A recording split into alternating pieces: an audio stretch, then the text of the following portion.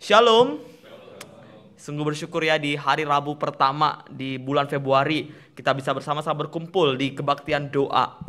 Saya senang sekali gitu ya karena di gereja ini Tuhan mengirimkan para pejuang doa. Jadi kita semua ya, kita bersama-sama setia berdoa untuk kerajaan Allah. Saudara, kita sebagai orang percaya, kita itu membutuhkan pertemuan-pertemuan seperti ini. Pertemuan-pertemuan doa seperti ini, di mana kita sebagai orang-orang percaya berkumpul bersama, itu bukan sebuah ritual biasa, itu bukan sebuah kebiasaan saja, tapi ini adalah sebuah anugerah yang Tuhan berikan buat kita, supaya melaluinya, ini adalah sarana anugerah di mana kita bisa makin dewasa, dan kita bisa makin teguh. Dan pertemuan-pertemuan seperti ini kita harus pandang bukan sebagai sebuah kewajiban, tapi sebagai suatu kesempatan, undangan dari Tuhan kita, sebuah privilege yang begitu mewah yang Tuhan anugerahkan buat kita. Hari ini kita akan merenungkan satu bagian firman Tuhan dari Matius 18 ayat 19-20 dengan tema kuasa doa bersama. Mari kita buka Alkitab kita dalam Matius 18 ayat 19-20. Saya akan bacakan bagi kita semua ya. Matius 18 ayat 19-20, demikianlah firman Tuhan.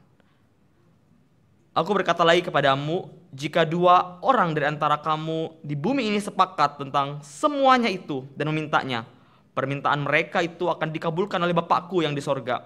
Sebab di mana 2 atau 3 orang berkumpul dalam nama aku, di situ aku ada di tengah-tengah mereka. Amin. Saudara, suatu ketika seorang jemaat datang pada saya dan bertanya sebuah pertanyaan gitu ya. Kira-kira pertanyaannya seperti ini, saya parafrasa ya. Lause, apa sih gunanya kita datang ke kebaktian doa? Bukankah sama aja doa di rumah dengan doa di gereja? Kalau saya sudah berdoa di rumah, untuk apa lagi saya berdoa di gereja? Apakah Bapak Ibu pernah mendengar pertanyaan-pertanyaan serupa? Yang pernah bisa angguk-angguk? Iya. Pertanyaan-pertanyaan seperti ini saya pikir juga sering ditanyakan ya bagi setiap orang Kristen. Dengan kata lain, sebenarnya banyak orang Kristen yang gak paham gitu ya. Ngapain? Apa tujuan dari persekutuan doa secara komunal ini? Ditambah lagi gitu ya, beberapa orang Kristen ketika saya ajak datang doa malam gitu ya, mereka memberikan alasan yang sangat alkitabiah. Ketika diajak ke kebaktian doa, mereka menolak. Mereka itu mengutip apa yang Yesus katakan dalam Matius 6 gitu ya. Yesus pernah berkata seperti ini, jika engkau berdoa, masuklah ke dalam kamarmu, tutup pintu dan berdoa pada Bapakmu yang di tempat yang tersembunyi. Dengan ayat ini mereka seakan-akan berkata kayak, tuh kan Lause, kita harusnya berdoa secara apa? Sembunyi, tutup pintu di kamar. Kalau kita berdoa seperti itu, ada janji Tuhan gitu ya, maka Bapakmu yang melihatnya, yang tersembunyi, Dia akan balas kepadamu. Tuh kan kita berdoa di rumah aja, gak usah di gereja. Apalagi kalau kita baca ayat sebelumnya, itu lebih parah lagi tuh, dikatakan seperti ini. Yesus berkata dengan keras, Dia berkata, jangan berdoa seperti orang munafik. Orang munafik gimana cara doanya? Mereka mengucapkan doanya di rumah-rumah ibadat. Berarti kita semua ini ya. Mereka mengucapkan doa-doanya itu di rumah ibadat. Yo, saya nggak mau jadi orang munafik, makanya saya berdoa di rumah saja. Tapi apakah betul seperti itu, saudara?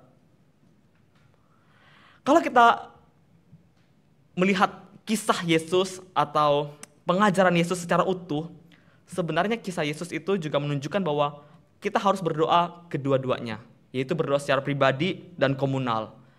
Kalau kita membuka dalam Matius 14, di sana Yesus dikatakan dia naik ke bukit sendirian. Dia berdoa sendirian di atas bukit itu ya, pasal 14 ayat 23. Terus di Markus 1 ayat 35, Yesus juga berkata, di sana juga dikatakan bahwa waktu pagi-pagi buta, hari masih gelap, Yesus pergi ke tempat terpencil.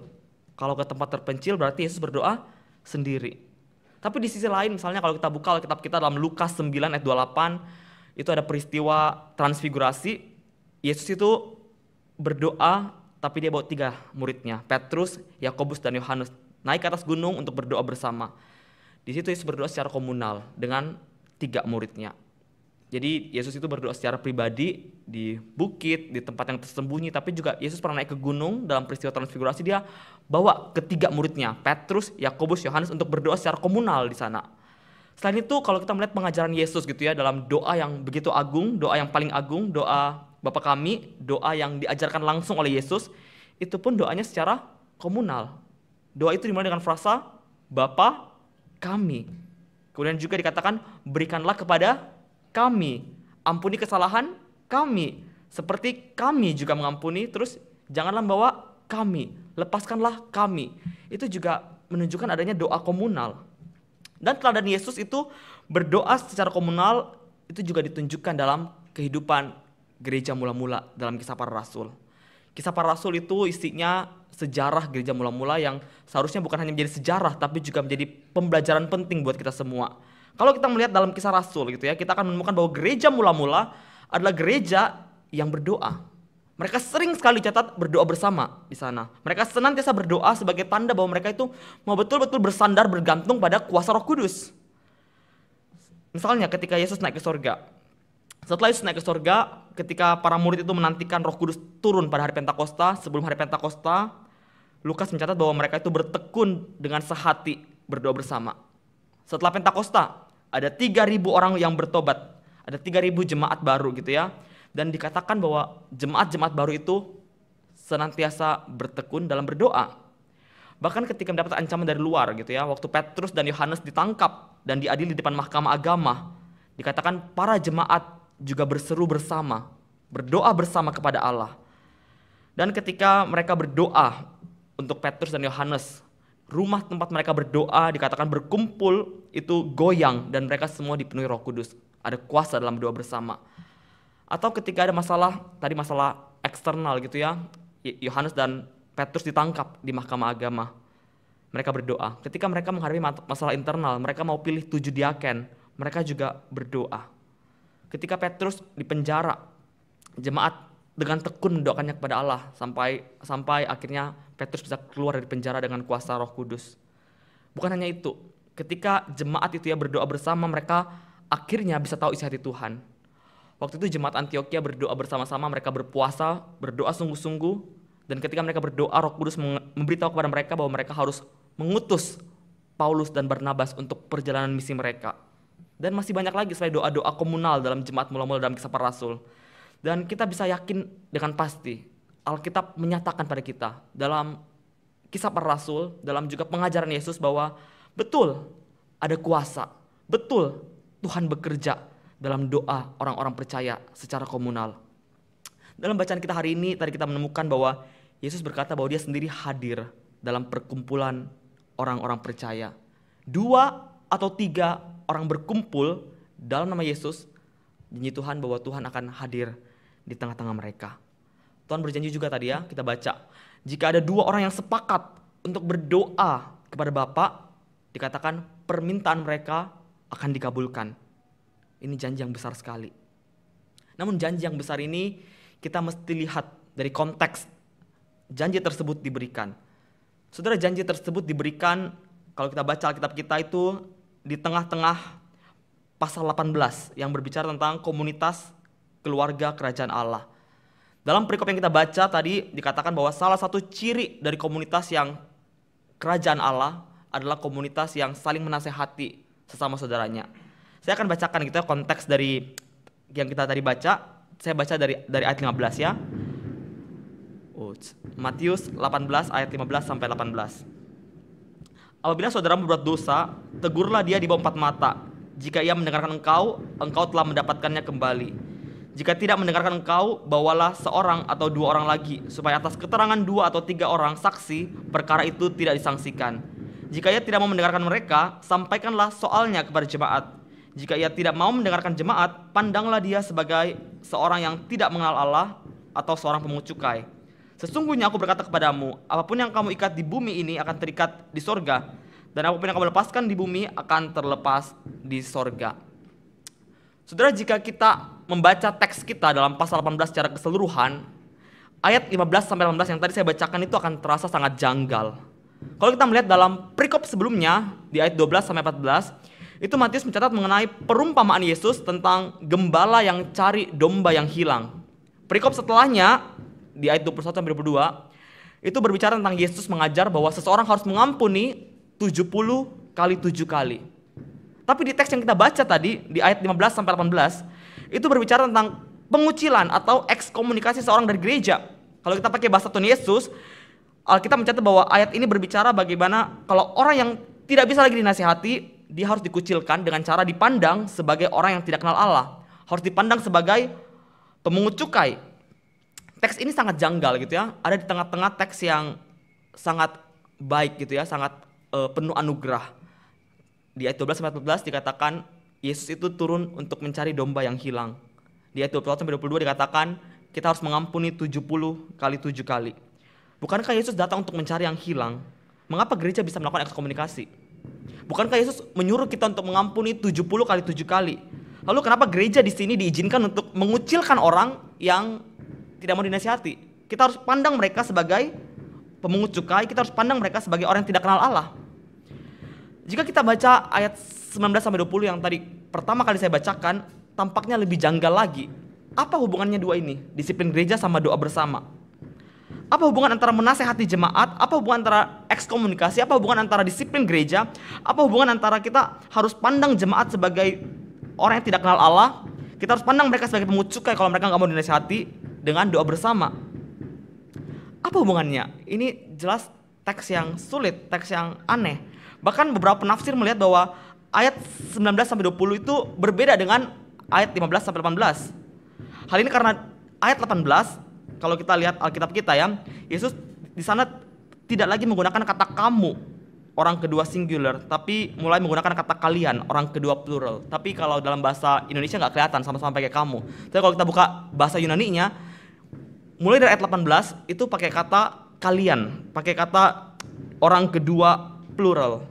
Jadi beberapa penafsir mengatakan bahwa ayat 18 seterusnya yang masalah doa bersama itu tidak ada kaitannya dengan disiplin gereja. Tapi saya nggak bisa melihat hal itu sebagai alasan yang kuat untuk membagi perikop ini menjadi dua bagian. Saya tetap setuju dengan LAI untuk menjadikan satu perikop ini dari 15-20 sebagai satu kesatuan.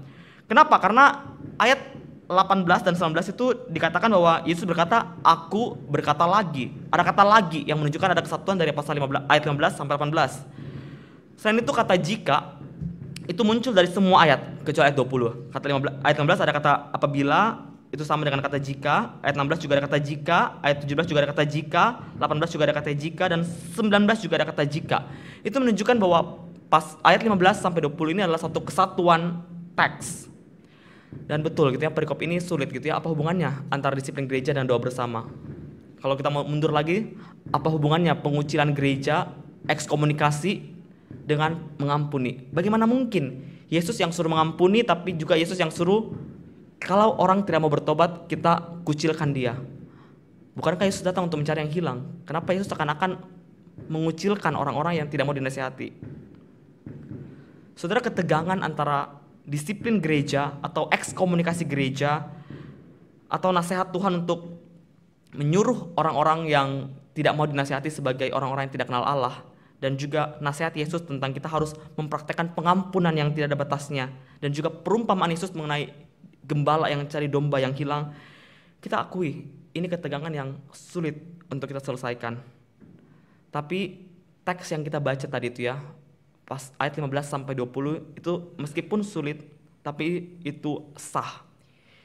Ketika ya Matius mengutip perkataan Yesus, dia juga menambahkan gitu ya, apapun yang kamu ikat di bumi akan terikat di sorga, dan apapun yang kamu lepaskan di bumi akan terlepas di sorga. Dengan kata lain, disiplin gereja itu adalah perintah langsung Tuhan Yesus, Tuhan yang sama yang juga memerintahkan untuk saling mengampuni. Dan ini betul kelihatan sangat kontradiksi. Tapi kalau kita mau lihat baik-baik, kita mau membaca teks kita baik-baik, sebenarnya teks kita itu tidak kontradiksi. Matius mau mengatakan bahwa ada masanya di mana gereja harus melakukan ekskomunikasi, ada masanya di mana gereja harus melakukan, oke, jika ini orang berdosa nggak mau menolak untuk diampuni, maka kita harus ekskomunikasi dia, maka kita harus kucilkan dia, maka kita harus menganggap dia sebagai orang yang tidak kenal Allah dan pemungut cukai. Tapi ada juga masa di mana gereja harus mengampuni dan terus mengampuni sampai 70 kali 7 kali. Dan kunci kita bisa memahami ketegangan ini ada di ayat ini, di mana Yesus mengatakan bahwa ada kalanya gereja itu harus mengikat dan ada kalanya gereja juga harus melepaskan. Apa yang kamu ikat di bumi akan terikat di sorga, apa yang kamu lepaskan di bumi akan terlepas di sorga. Ada waktu di mana kita harus mengikat, ada waktu di mana kita harus melepaskan. Melepaskan berbicara tentang kita harus melepaskan pengampunan dan mencari mereka yang terhilang. Dan mengikat berbicara mengenai kita mencampakkan mereka, kita mengucilkan mereka yang tidak mau diampuni, yang tidak mau menerima anugerah Tuhan, dan kita anggap dia sebagai orang yang tidak kenal Allah. Lalu sekarang pertanyaannya, bagaimana gereja tahu kapan harus ikat, kapan harus melepaskan? Ini penting sekali. Karena apa yang gereja ikat di bumi akan terikat di sorga. Apa yang gereja lepaskan di bumi akan terlepas di sorga. Kapan gereja harus mengampuni secara tidak ada batasnya, 70 kali 7 kali? Dan kapan gereja harus melakukan disiplin gereja? Kapan gereja harus mengekskomunikasi orang yang tidak mau bertobat? Kapan gereja harus menganggap orang yang tidak mau bertobat itu sebagai orang yang tidak kenal Allah atau sebagai seorang pemungut cukai? Kita nggak menemukan aturannya di Matius ini. Gereja bisa memilih dengan bebas kapan untuk melepaskan, kapan untuk mengikat. Karena gereja itu punya otoritas dari Tuhan Yesus. Tapi di sisi lain gereja itu tidak boleh sebebas itu. Gereja harus melakukannya dengan kuasa Tuhan. Dan bagaimana gereja bisa melakukannya dengan kuasa Tuhan? Jawabannya ada di ayat 19-20, yaitu melalui doa bersama. Saudara, gereja nggak boleh sembarangan dalam mendisiplin jemaat mereka. Kewenangan mereka harus didasarkan pada hak istimewa yang Tuhan berikan. Dan Tuhan harus setuju kepada mereka. Dan bagaimana caranya? Melalui doa bersama. Mereka harus sepakat dalam doa. Dan di sini kita melihat bahwa pentingnya doa bersama sebagai satu gereja. Ketika gereja berdoa bersama, gereja bersama-sama mencari kehendak Tuhan. Saya ulangi sekali lagi ya. Ketika gereja berdoa bersama, gereja bersama-sama mencari kehendak Tuhan.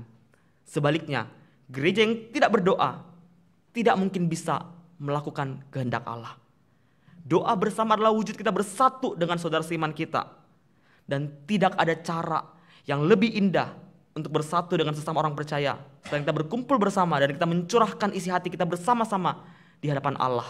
Dan tidak ada cara yang lebih efektif untuk kita tahu isi hati Tuhan selain kita berdoa bersama. Tuhan berjanji bahwa 2 atau 3 orang hadir dan berkumpul dalam nama Yesus, Dia hadir. Ini sungguh indah sekali. 2 atau 3 orang berkumpul dalam namaku, aku hadir. Tuhan hadir di tengah-tengah umatnya. Kita bisa mengamini ini. Yesus adalah Allah yang sejati. Dia adalah Allah yang maha hadir. Dia aktif sebagai Tuhan, sebagai Logos, sebagai firman di antara orang-orang percaya kepadanya. Saudara, ketika orang-orang percaya berkumpul dalam doa, orang-orang percaya itu adalah tubuh Kristus. Dan pada saat itu, tubuh Kristus juga berkumpul. Ketika tubuh Kristus kumpul, ada Kristusnya. Dengan demikian Yesus hadir. Saudara, meski ayat ini, kedua ayat ini ada di konteks disiplin gereja atau konteks ekskomunikasi gereja, tapi prinsipnya kita bisa terapkan dalam kehidupan kita, dalam kita berdoa bersama.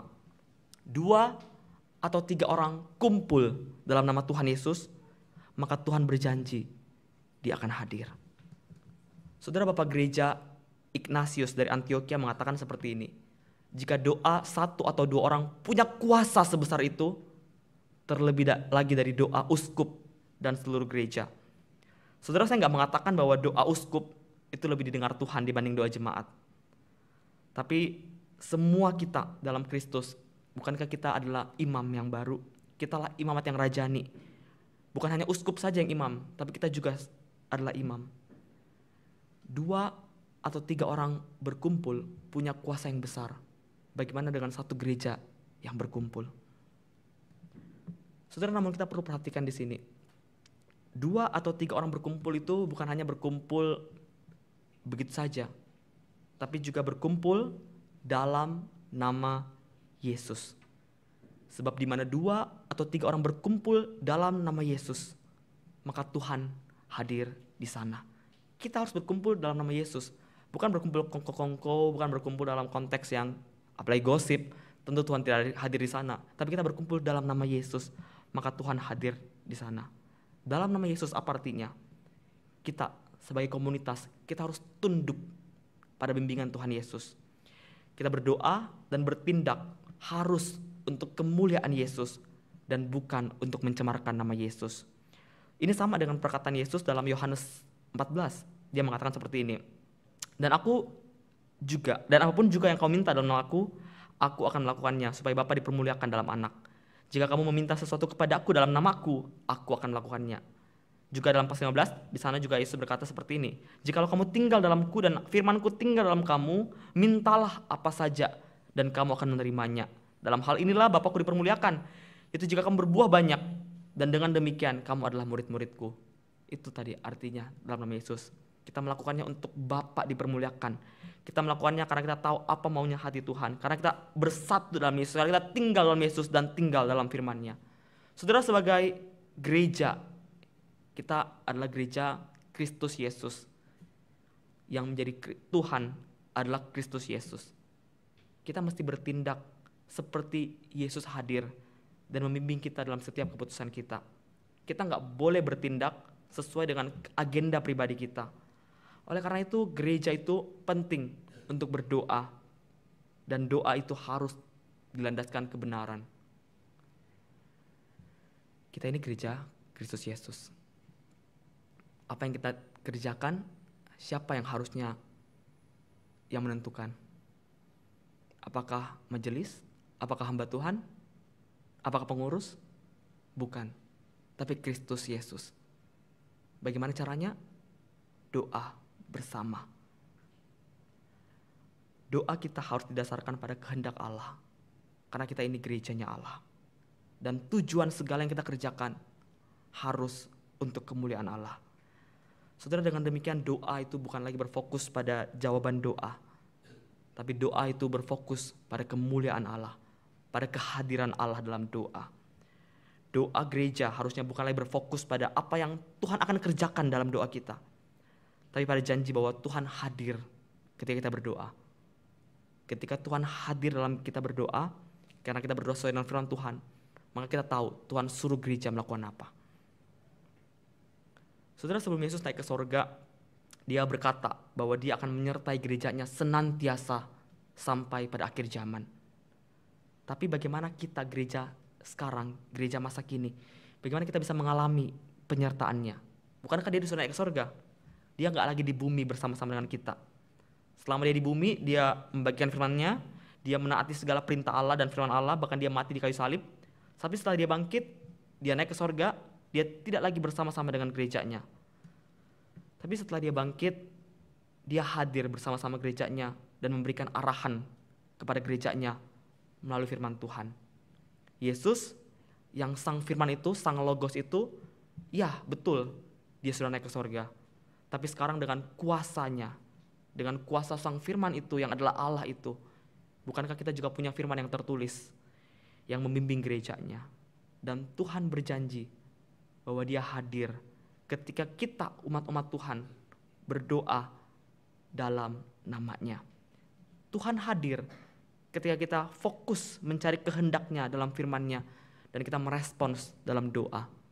Tuhan hadir di sana. Dalam doa bersama, Tuhan berjanji dia akan hadir. Sekarang pertanyaannya, maukah kita datang berdoa bersama sesama anggota tubuh Kristus? Ada kuasa dalam doa bersama. Yesus, sang firman itu sudah memberikan teladan. Dia pun berdoa bersama. Gereja mula-mula juga memberikan contoh. Mereka berdoa bersama. Saudara, ketika saya merenungkan firman Tuhan ini, saya pikir ya, kenapa ya gereja-gereja sekarang, khususnya gereja Injili, tidak lagi melihat doa bersama itu sebagai suatu anugerah yang besar dari Tuhan.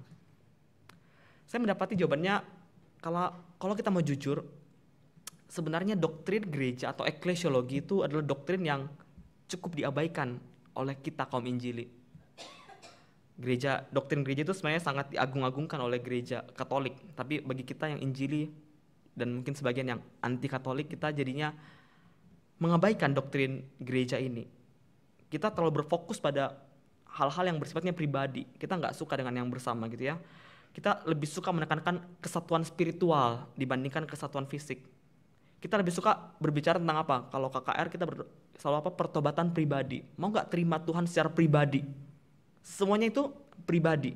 Sehingga kita lupa apa itu pertobatan komunal, apa itu kesatuan komunal. Kita lupa semua itu. Kita sukanya dengan hal-hal yang saat teduh, doa pribadi, lectio divina secara pribadi. Saya nggak menyalahkan semuanya. Betul, itu semuanya perlu.